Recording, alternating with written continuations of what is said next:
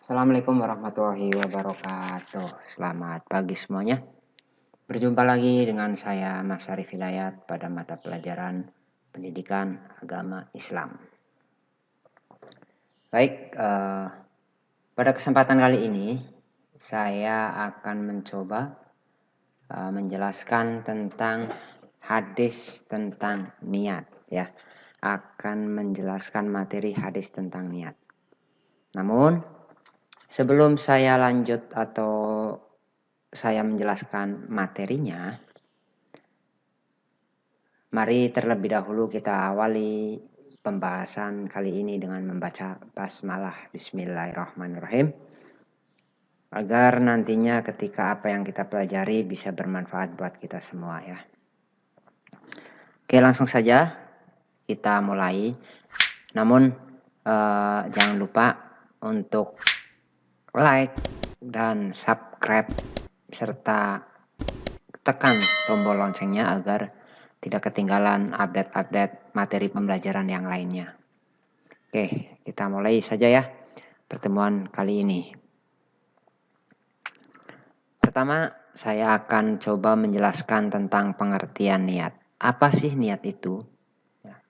Niat secara bahasa berarti maksud dan keinginan hati.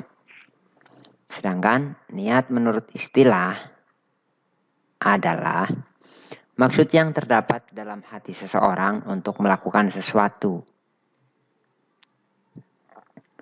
Amal perbuatan seseorang itu tergantung pada niatnya.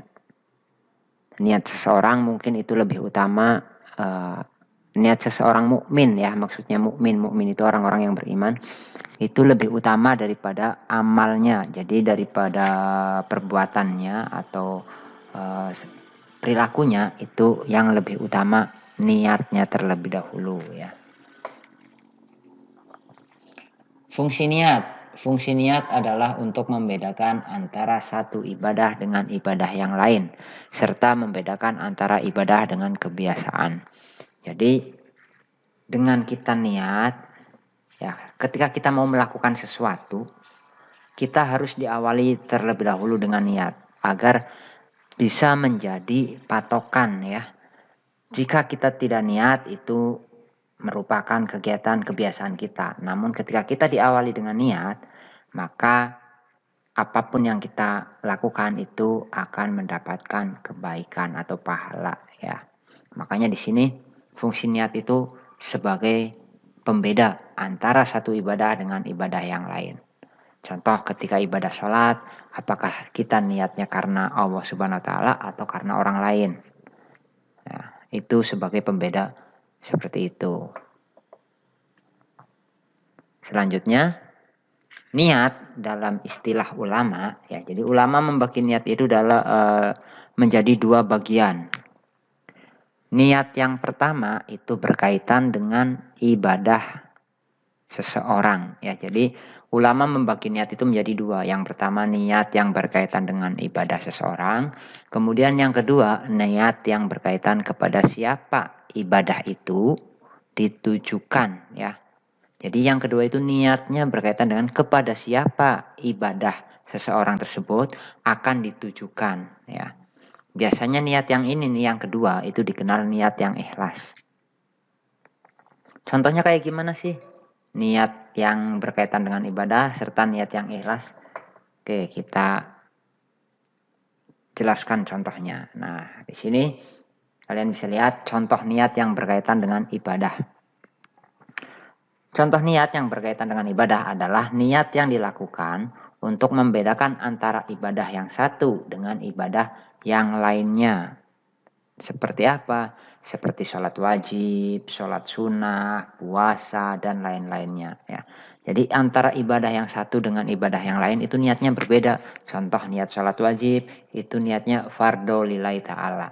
Sedangkan kalau niat sunnah, sunnatan lillahi ta'ala. Jadi beda ya, makanya niat yang berkaitan dengan ibadah itu tujuannya untuk membedakan antara niat ibadah yang satu dengan ibadah yang lainnya.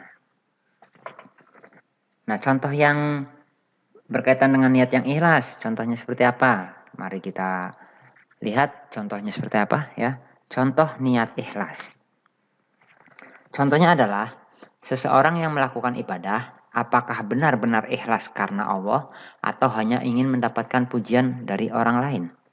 Nah, ini yang harus diperhatikan ketika kita melakukan ibadah ataupun melakukan kegiatan ataupun melakukan sesuatu hal yang kita bisa, itu harus diawali dengan niat yang ikhlas.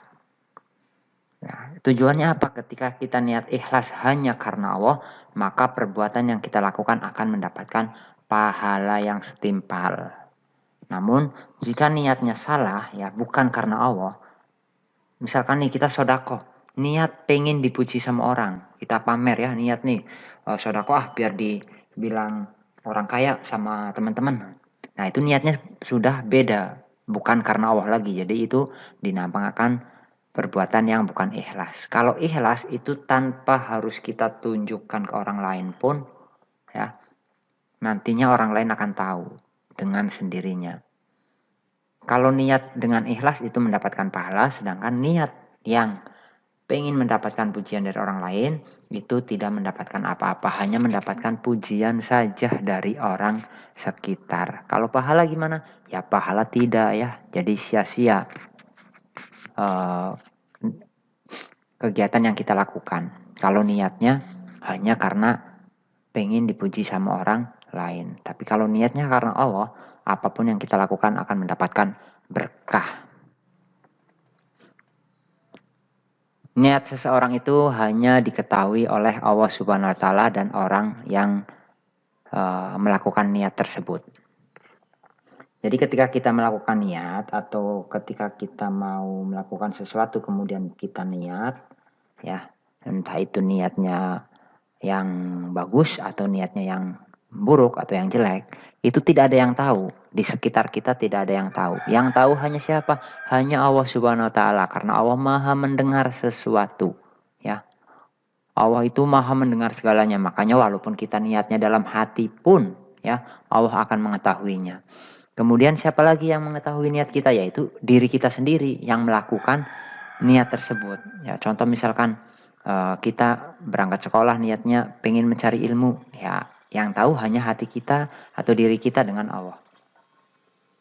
Orang lain nggak tahu, ya. Kalau misalkan kita niatnya setelah pulang sekolah mau mencuri, ya orang tua kita, tetangga kita taunya kita niatnya berangkat sekolah. Padahal dalam hati kita sudah ada niat untuk mencuri setelah pulang sekolah. Itu yang tahu niat itu hanya diri kita yang melakukan niat dan Allah Subhanahu wa taala. Makanya berhati-hatilah ketika kita pengen meniatkan sesuatu dalam pekerjaan. Ya, harus diniatkan hanya mencari ridhonya Allah. Agar apa? Agar yang kita lakukan bisa mendapatkan pahala dan balasan yang setimpal. Yaitu tentang pengertian niat ya dan pembagian niat. Kita lanjut ke hadisnya ya, hadis tentang niat. Dalam penjelasan kali ini atau pada materi kali ini saya akan mencoba menjelaskan salah satu hadis yang berkaitan tentang niat ya, yang berbunyi Bismillahirrahmanirrahim. Innamal a'malu binniyat wa innamal likulli imri'in ma nawa. Faman kanat hijratuhu ilallah wa rasulihi fa hijratuhu ilallah wa rasulihi wa man kanat hijratuhu lidunya yusibuha au amaratin yang kihuma fa hijratuhu ila ma hajaro ilai. Yang artinya sesungguhnya amal seseorang itu tergantung dengan niatnya, dan bagi setiap orang balasannya sesuai dengan apa yang diniatkannya. Barang siapa berhijrah dengan niat kepada Allah dan Rasul-Nya, maka ia akan mendapatkan balasan hijrahnya kepada Allah dan Rasul-Nya. Dan barang siapa yang berhijrah dengan niat kepada keuntungan dunia yang akan diperolehnya atau wanita yang akan dinikahinya, maka ia mendapatkan balasan hijrahnya kepada apa yang ia niatkan tersebut. Hadis ini diriwayatkan oleh Imam Bukhari dan Muslim ya. Awal mulanya hadis ini itu adanya hadis ini awal mulanya karena ada salah satu sahabat yang ikut hijrah dengan Nabi ke Madinah. Namun niatnya bukan karena Allah ya hijrahnya, melainkan pengen mencari wanita untuk dinikahi. Makanya ada hadis ini ya. Namun walaupun sebabnya awal mulanya dari sahabat yang niatnya bukan karena Allah, ya, hadis ini dijadikan panutan buat kita ketika kita melakukan suatu pekerjaan. Karena apa? Di awal hadis sudah jelas, sesungguhnya amal seseorang itu tergantung dengan niatnya. Jadi kalau kita niatnya baik, akan dicatat baik. Tapi kalau kita niatnya buruk, akan dicatat buruk. Dan yang kalian harus ketahui atau harus ingat ya, ketika kita niat baik, pada waktu itu langsung dicatat sama malaikat pencatat amal kebaikan. Ya, misalkan nih, kita berangkat sekolah membawa bekal 10.000. Ya, kemudian kita masih ada sisa uangnya. Nah, ketika setelah istirahat, kita niat nih, pulang sekolah, uang bekal saya masih ada nih, nanti saya mau sumbangin ke masjid, ke kotak amal. Itu baru niat, itu sudah dicatat. Ya, walaupun nantinya pas kita pulang lupa nih, harus nyampe rumah baru ingat, nggak apa-apa. Itu pertama niat sudah dicatat amal baik. Apalagi ketika pas sampai rumah tadinya kita lupa, terus kita balik lagi ke masjid buat naruh uangnya, wah itu lebih dicatat lagi ya. Sudah melaksanakan apa yang kita niatkan. Berbeda dengan ketika kita niat buruk ya atau niat jelek. Ketika kita niat mau berbuat jahat, itu tidak dicatat terlebih dahulu ya, masih ada keringanan. Ketika kita mau niat berbuat jahat ya, misalkan pulang sekolah nanti saya mau nyuri mangga tetangga, nah itu belum dicatat. Nah pas kalian pulang sekolah terus nyimpen tas, baju dan lain sebagainya di rumah, kemudian kalian berangkat ke kebun tetangga untuk mencari atau untuk mengambil mangga dari tetangga, kamu keluar dari rumah baru satu langkah sudah dicatat niat jahat karena sudah melangkah. Tapi kalau kamu atau kalau kita tidak melangkahkan kakinya ya, terus kita pergi saja nggak jadi ngambil, itu tidak dicatat. Itu perbedaannya. Jadi ketika niat baik langsung dicatat, niat buruk nunggu. Dicatatnya itu menunggu ketika kita sudah melangkahkan kaki, walaupun baru pertama melangkahkan kaki terus kita nggak jadi untuk mencuri, itu tetap sudah dicatat karena sudah melangkahkan kaki kita ya. Makanya berhati-hati ketika kita melakukan suatu pekerjaan, harus diniatkan dengan baik ya, karena langsung dicatat oleh malaikat pencatat amal baik dan amal buruk. Yaitu niat ya. Terus apa sih isi dari hadis tersebut? Isi kandungannya itu adalah yang pertama, niat merupakan syarat diterimanya atau tidaknya amal perbuatan seseorang ya. Jadi ketika kita melakukan sesuatu harus diawali dengan niat. Dengan niat itu ya, maka amal atau perbuatan kita yang kita lakukan apakah diterima atau tidak, itu tergantung niatnya. Kalau kita niatnya baik ya, hanya karena Allah, diterima apa yang kita lakukan. Tapi kalau kita tidak niat atau kita niatnya jahat ya, tidak diterima perbuatan kita, melainkan kita akan mendapatkan dosa. Karena misalkan kita berbuat jahat ataupun apa ya, itu akan mendapatkan dosa. Tapi kalau kita tidak niat ya, berarti kita melakukan pekerjaan tidak mendapatkan pahala, hanya mendapatkan capeknya saja ya, karena kita tidak diawali dengan niat. Tapi kalau kita diawali dengan niat, walaupun kerja bakti ya kita capek, tapi ada manfaatnya. Setelah itu ada keberkahannya. Di samping itu kita mendapatkan pahala. Itu karena niat yang kita lakukan. Yang kemudian isi kandungan di sini, pahala seseorang bergantung pada niatnya. Seperti yang tadi Bapak bilang ya, ketika kita melakukan sesuatu dengan diawali niat, maka kita akan mendapatkan pahala yang setimpal. Amal ibadah apapun hanya akan mendapatkan pahala jika dia niatkan karena Allah Subhanahu wa Ta'ala semata, bukan karena yang lain. Maksudnya begini, ketika kita melakukan ibadah ataupun pekerjaan, kita harus diniatkan hanya karena Allah ya, hanya mengharap ridhonya Allah Subhanahu wa Ta'ala. Biar apa? Biar yang kita lakukan bisa menjadi berkah dan bisa mendapatkan pahalanya Allah Subhanahu wa Ta'ala, agar nantinya pahala yang kita dapat bisa menolong kita di akhirat. Bukan karena yang lain ya, niatnya bukan karena yang lain. Contoh tadi ketika kita sholat, atau kita sodakoh, biar dibilang orang kaya sama tetangga, sama teman-teman. Itu niatnya sudah bukan karena Allah, tapi karena orang lain. Itu yang ada kita dapat capek saja, bukan dapat pahala. Hanya dapat pujian dari orang dan capek. Ya. Jangan seperti itu ya, harus selalu diniatkan yang baik atau hanya mengharap ridhonya Allah Subhanahu wa Ta'ala. Ikhlas karena Allah harus kita terapkan pada semua amal soleh dan ibadah ataupun perbuatan kita semua. Baik itu perbuatan baik ataupun yang kita lakukan sehari-hari ya, dapat menjadikan nilai ibadah dan berpahala jika diniatkan hanya mencari ridhonya Allah Subhanahu wa Ta'ala. Jadi ketika kita melakukan suatu pekerjaan, kita harus niatkan yang ikhlas, biar kita bisa mendapatkan apa yang kita inginkan. Jangan seperti ini, kita niat nih ibadah, tapi di belakangnya ngedumel. Tahu ngedumel? Ngedumel itu ngersulah ya. Jadi dalam hati, capek ini harus itu, harus melakukan ini. Jadi di belakangnya itu atau di hati kita itu nggak ikhlas, terpaksa melakukan pekerjaan tersebut, itu tidak akan mendapatkan pahala karena dilakukan dengan terpaksa. Yang mendapatkan pahala yang bagaimana ya? Kita harus ikhlas, benar-benar ikhlas tanpa ada rasa terpaksa ataupun yang lainnya. Harus hanya karena ridhonya Allah, jangan karena yang lain ataupun jangan karena terpaksa.